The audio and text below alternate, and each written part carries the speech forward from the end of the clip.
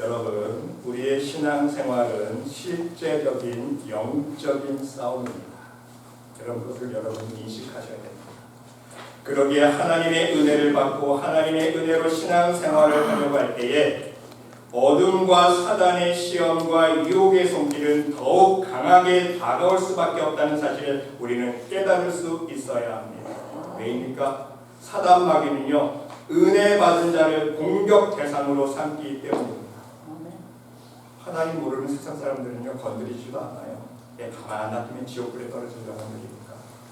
하나님의 은혜를 많이 받으면 많이 받을수록 더 센 사단 마귀 역사가 다가옵니다.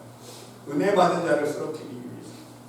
그래서 하나님의 은혜를 받고 은혜에 합당한 삶의 열매를 맺지 못하도록 끊임없는 유혹으로 우리를 쓰러뜨리려고 한다는 사실입니다. 그러므로 우리는 하나님의 은혜를 헛되이 받아서는 안 된다는 사실입니다. 하나님의 은혜가 진정 은혜가 될 수 있도록 항상 깨어있는 신앙생활을 할 수 있어야 한다는 말씀입니다. 여러분, 지난 시간 살펴본 대로 사단 마귀는 은혜 받은 고린도 교회 성도들을 미혹시키고 현혹시켰습니다. 그렇지 않습니까? 은혜 받은 사람들 속에 분쟁을 일으키는 거예요. 은혜 받은 교회를 갈라지게 만드는 거예요. 그게 사단의 역사입니다. 그래서 서로 싸우게 만들고 다투게 만들었습니다. 분쟁 속으로 몰아넣었습니다. 더 나아가서 거짓 교사들로 하여금 진정한 복음의 진리를 거짓으로 만들려고 시도했습니다. 이러한 관점에서 우리는 지난 시간에 하나님의 은혜를 헛되이 받지 않기 위해서 세 가지 모습을 살펴보았습니다. 여러분 기억하세요? 첫 번째는 무엇이었나요? 하나님의 은혜의 가치와 차별성을 인식할 수 있어야 한다고 말씀드렸습니다. 왜입니까? 교회마다 목회자를 통해서 받을 수 있는 은혜가 모두 다르기 때문에 우리는 영적으로 분별할 수 있어야 돼요. 이 교회에 찾아가야 내가 은혜를 받을 수 있는지, 아니면 하나님 보시기에 이단적인 교회도 있었다. 하나님이 떠난 교회, 하나님이 아예 임재하지 않는 교회가 있어요. 여러분, 영적으로 분별할 수 있어야 됩니다. 정말 내가 이 교회에 가서 은혜를 받을 수 있는가? 내가 이 목회자에게 내 영혼을 맡길 수 있는가? 내 영혼이 천국에 가는가 지옥에 가는가, 죽느냐 사느냐의 문제 아닙니까? 기도해 보시고 영적으로 분별할 수 있어요. 그래서 은혜의 가치와 차별성을 인식할 수 있는 영적인 지혜가 있어야 한다는 사실입니다. 두 번째는요, 받은 은혜에 감사할 줄 아는 사람이 될 수 있어야 합니다. 작은 표현이라도 감사하는, 그게 은혜 받은 자의 도리입니다. 세 번째는 받은 은혜의 가치를 바로 깨닫고 하나님을 위해 나의 것을 희생하고 포기할 수 있는 사람이 될 수 있어야 합니다. 그래야 하나님 앞에 받기만 하고 인색한 사람으로 욕심으로 걸리지 않기 때문입니다. 그리고 오늘은 지난 말씀에 이어서 계속해서 우리가 하나님의 은혜를 헛되이 받는 모습이 어떤 모습인지 함께 은혜를 나눠보고자 합니다. 여러분, 네 번째로 은혜를 헛되이 받는다는 것은요, 은혜 받고 자신에게 후한 점수를 주는 모습, 자기 일을 드러내는 모습입니다. 이것은 누구나 경험하는 신앙의 모습입니다. 저를 비롯해서 저도 목회자지만 다 인간의 마음은 똑같아요. 저와 여러분 모두 이런 마음으로 이런 말을 내뱉은 경험이 있을 것입니다. 어떤 말입니까? 그래도 내가 옛날보다는 내 믿음이 좋아졌겠지. 내가 신앙의 경륜이 몇 년인데, 내가 10년, 20년, 30년의 신앙생활을 했는데, 그렇지 않습니까? 그래도 내가 옛날보다는 더 열심히 하나님 앞에 선실하고 일하고 봉사하고 있겠지.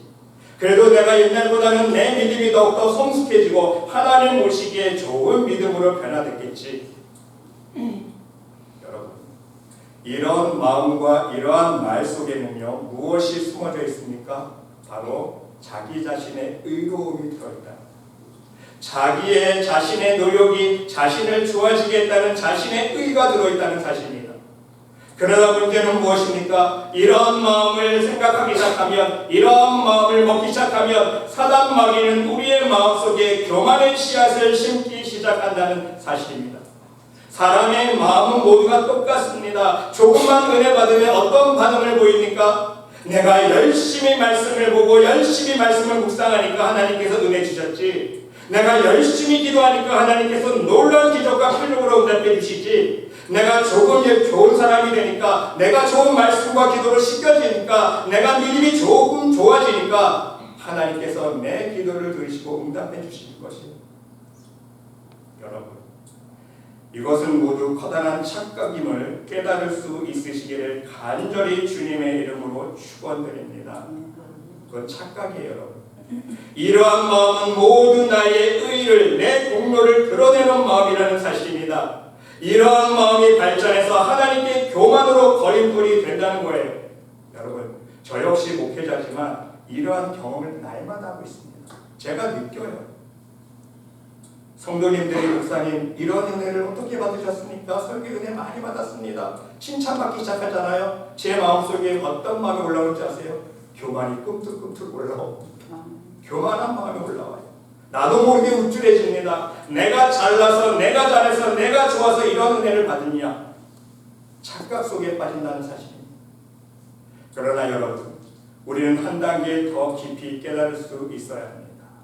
사람은 안 변한다는 사실.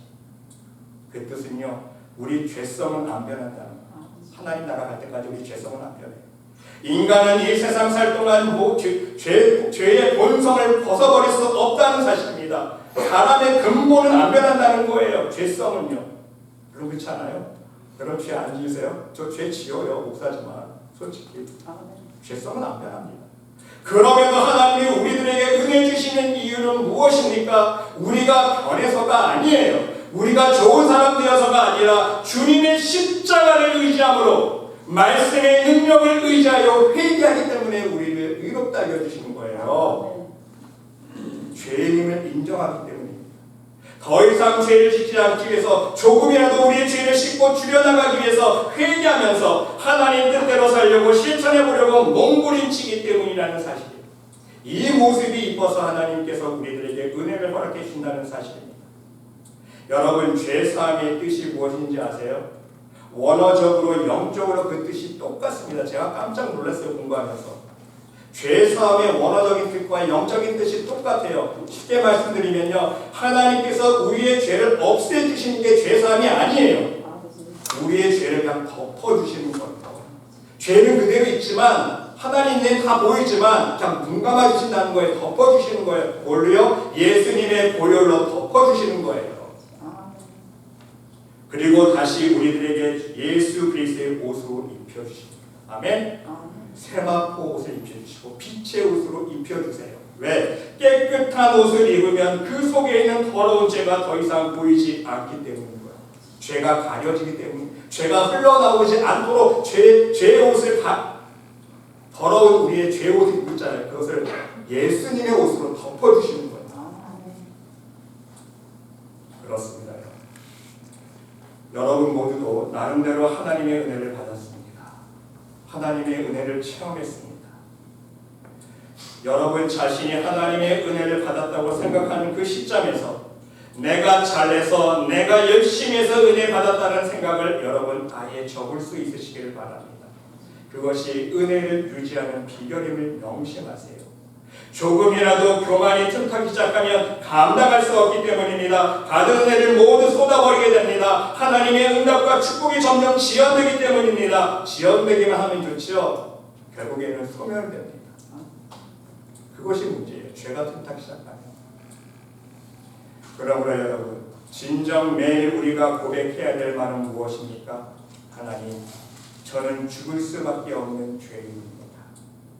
이 사실을 망각하면 안 돼요. 우리는 구원받은 죄인이에요, 여러분. 의인 아닙니다. 의인은 없다고 했어요. 하나님, 저는 죄인 중에 괴수입니다. 사도 바울도 고백하지 않았습니까? 하나님만 아시는 저의 더러운 죄의 모습이 얼마나 많은지 모릅니다. 그러기에 고개가 들 수 없습니다. 너무 부끄럽습니다. 목을 세울 수가 없습니다. 나 잘났다고 목에 힘을 줄 수가 없습니다. 하나님, 나의 나된 것은 모두 하나님의 은혜입니다. 그리고 무익한 종의 비유, 예수님 말씀하신 것처럼 우리는 고백할 수 있어야 돼요. 하나님, 내가 교회에 나와서 아무리 열심히 기도하고 봉사하고 헌신해도 내가 해야 할 것을 한 것뿐입니다. 그것이 내 자랑과 내 의가 될 수 없어서. 예수님 말씀하시잖아요. 명한 대로 하였다고 종에게 살해하겠느냐, 감사하겠느냐, 그렇죠? 그럴 수 없는. 너희도 명령받은 것을 다 행한 후에 이르기를 우리는 무익한 종이라 우리가 하여야 할 일을 한 것뿐이라. 이게 진짜 은혜 받은 사람의 고백이에요. 은혜를 설 받은 사람은요, 자기가 조금 해놓고 자기 이름 내고 자기 일을 내세우고 자기 공로 드러내고 교만해지고. 여러분 인간의 은혜도 우리 보이죠? 여러분 생각하세요. 저 사람 아직 은혜를 설 받아. 진짜 은혜 받은 사람은요, 내가 한 것을 한 것뿐입니다. 나는 무익한 종입니다. 왜? 하나님께 받은 은혜가 더 크기 때문에 1만 달란트 비유처럼 갚을 수 없는 지옥불에 떨어질 내 영혼을 용서해 주셨는데 우리가 뭘 하나님께 갚습니까? 내 일을 드러내니까 그저 감사, 내가 해야 될 것을 한 것뿐입니다. 이게 바로 예수님께서 우리에게 말씀해 주신 은혜 받은 자의 고백입니다. 부디 이러한 겸손한 고백만을 할 수 있는 여러분 모두가 될 수 있으시기를 간절히 주님의 이름으로 축원드립니다. 다섯 번째로 여러분, 은혜를 헛되이 받는다는 것은요, 응답받는 삶에 안주하는 태도입니다. 이 뜻은요, 우리의 삶의 목적이 여전히 세상을 향해 있다. 삶의 목적이 안 변하는 거예요. 이것이 바로 은혜를 헛되이 받았다는 증거입니다. 여러분, 하나님께서 우리들에게 은혜를 주시는 이유는 무엇입니까? 나 혼자 잘 먹고 잘 살라고 은혜 주시는 것입니까? 내 문제만 해결받고 신난다라고 은혜 주십니까? 나만 배부르게 먹고 입 씻으라고 은혜 주셨습니까? 아니, 하나님께서 우리들에게 은혜를 주시는 또 하나의 중요한 이유를 우리를 분명히 알 수 있어야 합니다.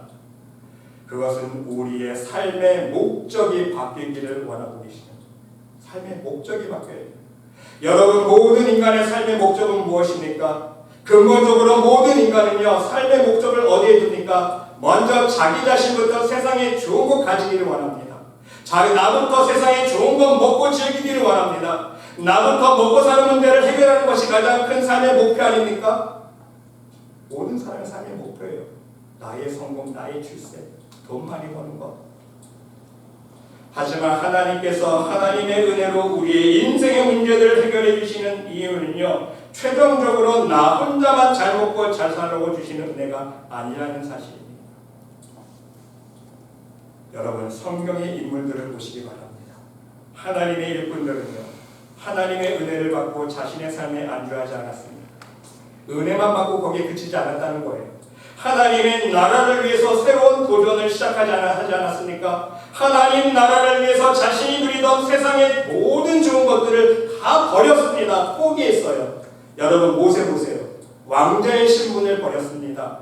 왕실의 호화로운 삶을 버렸습니다. 자신이 누리던 왕자의 모든 권리를 버리지 않았습니까? 포기했어요. 사도 바울도 마찬가지입니다. 자신의 가문의 명예를 버렸습니다. 자신의 학문과 지위와 명예를 배설물로 여기지 않았습니까?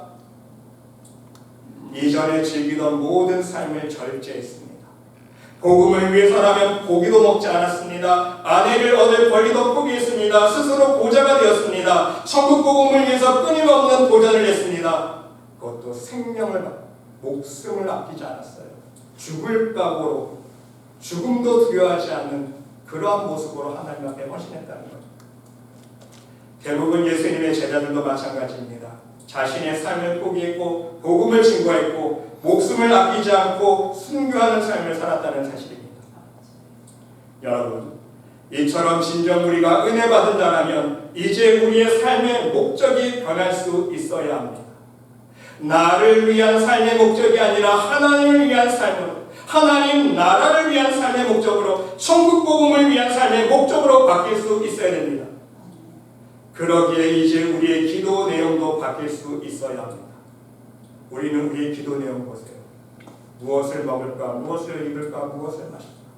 다 이게 우리 기도 내용 아닙니까? 내 자식 잘 되게 해주시고 내 문제 해결해 주시고, 이게 다 우리 기도 내용입니다. 이제는 이 기도 내용을 초월해서 좀 더 큰 축복 응답받는 그런 기도가 아니라 하나님 나라를 위해서 기도할 수 있어야 된다는 사실입니다. 천국 복음을 위해서 기도할 수 있어야 되고요, 죽어가는 영혼들을 위해서 기도할 수 있어야 됩니다. 죽어가는 영혼을 보면서 안쓰러운 마음이 안 들면요, 은혜 받은 사람이 아니에요.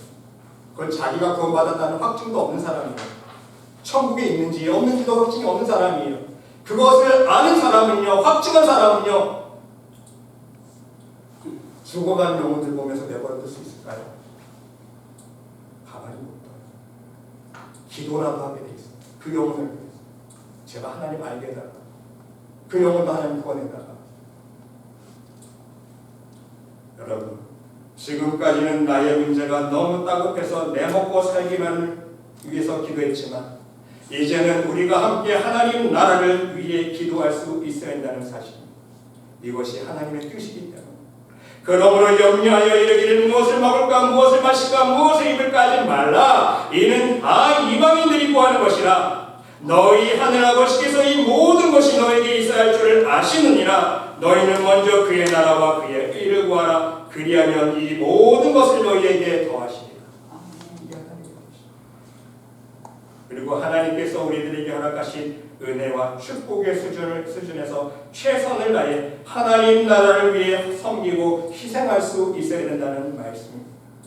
여러분, 지금까지 여러분의 삶의 목적이 진정 무엇이었나 이 시간 한번 여러분의 삶을 돌아볼 수 있으시기를 바랍니다. 여러분의 가정이었습니까? 내 가정의 안녕, 내 가정의 평강, 내 가정의 축복, 내 자녀의 성공. 여러분, 부디 오늘 이 시간부터는 진정 하나님 나라를 위한 삶으로 한 걸음 한 걸음 나아갈 수 있는 믿음의 백성들이 될 수 있으시기를 간절히 주님의 이름으로 기도드립니다. 여러분들의 기도의 내용도 바뀌고 삶의 가치관과 방향도 바뀌고 더 나아가서 복음에 합당한 삶의 실천과 삶의 열매로 나아갈 수 있으시기를 바랍니다. 이것이 진정 은혜 받은 자의 모습입니다. 여러분, 마지막 6번째로 은혜를 헛되이 받은 자는요, 전하지 않은 자예요. 하나님을 전하지 않고 천국 복음을 증거하지 않는 자예요.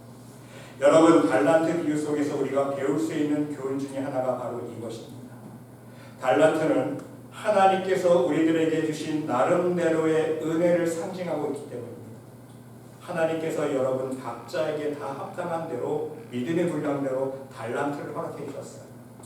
이해가 되십니까? 안 받은 사람 없을 거예요. 그러게 여러분, 은혜 받은 은혜에 감사하는 사람은요, 받은 것에 대해 귀중히 여기는 사람은요, 자신이 받은 귀중한 달란트를 묵혀두지 않습니다. 땅속에 묻어두지 않아요. 열심히 달란트를, 은혜를 활용합니다. 사용합니다. 늘려나갑니다. 그렇죠? 달란트 비유 말씀 그대로, 내용 그대로예요. 하지만 자신이 받은 은혜를 소홀히 여기는 자는요, 귀중히 여기지 않는 자는 어떻게 했습니까? 땅속에 묻어버린다는 거예요. 땅속에 묻어버립니다. 활용하지 않습니다. 주신 은혜를 은혜로 여기지 않아요. 오히려 하나님의 것이 은혜에 불평합니다. 왜 나는 하나밖에 없어요, 하나님? 저 사람 2개, 저 사람 5개 주시면서. 그렇지 않습니까? 자기의 주신 달란트 은혜를요, 귀중히 여길 줄 몰라요. 불평합니다. 결국 어떻게 됩니까? 받은 은혜를, 하나님의 주신 달란트를 빼앗기고 말지 않았습니까? 빼앗기는 거예요. 불평하는 순간.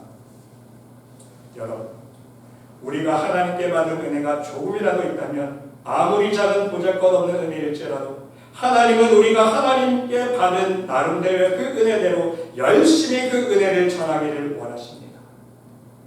은혜 받은 우리의 입술과 삶의 열매를 통해 하나님의 사랑과 은혜의 빛이 점점 이 세상의 어두운 세상을 밝혀나가기를 원하고 계신다는 사실입니다. 세상에 나가서 빛이 되어라. 너희 세상의 빛과 소금이다 말씀하셨잖아요. 그 역할을 하라는 겁니다. 예를 들면 마가복음 7장에 나와 있는 귀먹고 말이 어느 날 사람처럼, 말씀 그대로 보세요. 예수께서 다시 두로 지방에 나와 시돈을 지나고 대가볼리 지방을 통과하여 갈릴리 호수에 이르매 사람들이 귀먹고 말 더듬는 자를 데리고 예수께 나와 안수하여 주시기를 구하거늘 예수님께서 고쳐주십니다. 어떻게 해요? 손가락을 그의 양귀에 침을 뱉어서 그 혀에 대시면서 에바다 성파시, 이는 열기라는 뜻입니다. 그때 귀가 열리고 혀가 맺힌 것이고 풀려 말이 분명하여졌더라. 예수께서 그들에게 경고하사 아무에게도 이르지 말라 하시되, 고침받은 사람들이 어떻게 합니까? 반응이 어때요? 경고하실수록 그들이 더욱 널리 전파하니. 여러분, 중요한 의미가 들어있습니다. 예수님은요, 전파하지 말라고 그랬어요. 경고까지 했어요. 그런데 이 고침받은 사람들이 어떻겠습니까? 그들이 더욱 널리 전파. 사람들이 심히 놀라 이르되 그가 모든 것을 알아야도다. 못 듣는 사람도 듣게 하고 말 못하는 사람도 말하게 한다 하니라. 여러분, 이 고침받은 자가 왜 전파했습니까? 예수님이 그렇게 경고하시고 말하지 말라고 했는데도 왜 널리 더욱 전파했을까요, 여러분? 받은 은혜가 너무 감사해요. 받은 은혜가 너무 기뻤기에, 받은 은혜가 너무 놀랍고 신기했기에, 받은 하나님의 은혜가 너무 소중하고 귀하게 여겨졌기에 나 혼자 맛볼 수 없었답니다. 나 혼자 체험해 가질 수 없기에 받은 은혜를 나누고자 말씀하시면 널리 널리 전파했다는 사실입니다. 여러분, 하나님께서 우리들에게 은혜를 주신 가장 큰 이유가 바로 여기 6번째 이유입니다. 천국 복음을 증거하기 위해서 우리들에게 나 같은 못난 죄인에게 은혜를 주셨다는 사실입니다. 하나님 나라를 증거하기 위해서 은혜를 주셨습니다. 하나님의 살아계심을 증거하기 위해서 은혜를 주셨다는 사실입니다. 여러분, 마태복음 28장에 예수님의 유언과 같은 유언의 말씀 여러분 아시죠? 지상대명령 무엇입니까? 예수께서 나와 말씀하여 이르시되 하늘과 땅의 모든 권세를 내게 주셨으니 그러므로 너희는 가서 모든 민족으로 제자를 삼아 아버지와 아들과 성령의 이름으로 세례를 베풀고 내가 너희에게 분부한 모든 것을 가르쳐 지키게 하라. 볼지어다 내가 세상 끝날까지 너희와 함께 있으리라. 더 나아가서 누가복음 4장에 보니까 주의 성령이 내게 임하셨으니 이는 가난한 자에게 복음을 전하게 하시려고 내게 기름을 부으시고 나를 보내사 포로된 자에게 자유를, 눈먼 자에게 다시 보게 함을 전파하며 눌린 자를 자유케 하고 주의 은혜의 해를 전파하게 하려 하십니다. 여러분, 하나님께서 예수님을 이 땅에 보내주시고 예수님에게 성령 충만함을 주신 이유가 무엇입니까? 바로 여기 답이 들어있어요. 복음을 전하게 하십니다. 주의 은혜의 해를 전파하기 위해서 하나님께서 예수님을 이 땅에 보내주시고 복음의 증인으로 사용을 삼으셨다는 거예요. 오직 하나님 나라를 선포하기 위해서. 그게 목적입니다. 그래서 예수께서 이르시되 내가 다른 동네에서도 하나님 나라 복음을 전하여야 하리니 나는 이 일로 보내심을 입었노라. 예수님은 정확히 알고 계셨어요. 하나님께서, 하늘 아버지께서 나를 이 땅에 보내주신 이유, 하나님 나라 복음을 전하여야 하리니 이것 때문에, 이 일 때문에 내가 보내시는 겁니다. 예수님은 알고 계십니다. 주여 이제도 그들의 위협함을 굽어보시옵시고 또 종들로 하여금 담대히 하나님의 말씀을 전하게 하여 주옵시며. 누구의 고백입니까? 사도행전 4장에 나오는 사도들, 바로 베드로와 요한의 고백입니다. 손을 내밀어 병을 낫게 하옵시고 표적과 기사가 거룩한 종 예수의 이름으로 이루어지게 하옵소서. 빌기를 다음에 모든 곳이 진동하더니 무리가 다 성령이 충만하여 담대히 하나님의 말씀을 전하니라. 예수님뿐만, 사도들뿐만 아니라 예수님의 제자들뿐만 은혜를 받은 우리들도 똑같은 사명을 받았다는 거예요. 천국 복음을 증거해야 돼요. 사랑하는 성도 여러분, 이제는 땅에 묻어두었던 여러분의 달란트를 다시 캐낼 수 있으시기를 바랍니다. 이제는 땅에 묻어버리고 소홀히 여겼던 하나님께 받은 은혜들을 하나씩 다시 캐낼 수 있으시기를 바랍니다. 그리고 여러분의 삶의 현장 속에서 받은 은혜를 증거할 수 있으시기를 간절히 주님의 이름으로 기도드립니다. 여러분 널리 증거할 거 없어요. 여러분 가까이 있는 사람부터 보시면 돼요. 여러분 우리 교회 대부분 다 어르신들이잖아요. 멀리 갈 수 없잖아요. 우리가 할 수 있는 건 뭐예요? 가까이 있는 사람부터. 내 가족, 친구들, 이웃들, 내가 만나는, 오늘 매일매일 만나는 사람들, 그 중에 하나님을 몰라 방황하는 영혼들이 있다면, 교회 잘 다니다가 다시 세상을 향한 사람들이 있다면 그 영혼들에게 천국 복음 증거하세요. 하나님 증거하세요. 여러분이 진정 은혜를 받은 자라면, 천국이 있음을 깨달았다면, 하나님께서 나 같은 죄인을 지옥불에서 건져주신 그 은혜를 여러분들이 깨달았다면, 체험했다면 여러분 전하셔야 됩니다. 멀리 갈 것 없어요. 갈 수도 없지만 여러분 그냥 가까이 있는, 매일매일 얼굴 보는 사람들한테 전하세요. 그리고 여러분 여러분이 하나님을 증거하셨다면, 담대히 하나님 주시는 능력으로 말미암아 필요하시다면 증거하는 여러분의 입술을 통해서 하나님의 놀라운 기적과 표적들이 드러날 수 있으시기를 간절히 주님의 이름으로 기도드립니다. 여러분들이 증거할 때마다 하나님의 살아계신 표적이 드러나, 살아계신 능력의 역사들이 드러나야 돼요. 그리고 천국 복음을 증거하는 것이 하나님의 구원 사역의 목표임을, 하나님께서 가장 기뻐하실 성도들의 열매임을 여러분 명심할 수 있으시기를 바랍니다. 그래야 하나님 주신 은혜가 헛되지 않기 되기 때문인 것입니다. 여러분, 저는 오늘 이 시간 하나님 앞에 간절히 기도드려 봅니다. 하나님, 우리 말씀의 모든 영혼들에게 하나님의 풍성한 은혜를 허락하여 주시옵소서. 더불어서 그 폭포수와 같은 은혜를 받아 유지할 수 있는 겸손한 은혜를 허락하여 주시옵소서. 또한 하나님 허락하신 은혜를 진정 헛되이 받지 않는 영혼들이, 헛되이 받는 영혼들이 아니라 하나님의 은혜를 값지게 받아 귀중히 여길 수 있는 하나님의 믿음의 일꾼들이 될 수 있도록 인도하여 주시옵소서. 하나님께 받은 은혜로 말미암아 복음의 열매를 풍성히 맺어 하나님 앞에 영광 올려드릴 수 있는 복음의 증인들이 될 수 있도록 인도하여 주시옵소서. 간절히 기도드려봅니다. 사랑하는 성도 여러분, 우리 여러분 모두 하나님의 은혜를 헛되이 받지 않기를 바랍니다. 하나님의 은혜를 겸손하게 값지게 받을 수 있으시기를 바랍니다. 그리고 하나님께 받은 은혜에 보답하는 마음으로 이 마지막 때에, 이 어둠의 세상 속에 여러분의 삶의 자리에서 하나님의 은혜의 빛을, 복음의 빛을 밝히 비추는 복음의 증인들이 모두 될 수 있으시기를 간절히 주님의 이름으로 축원드립니다. 아멘. 하나님,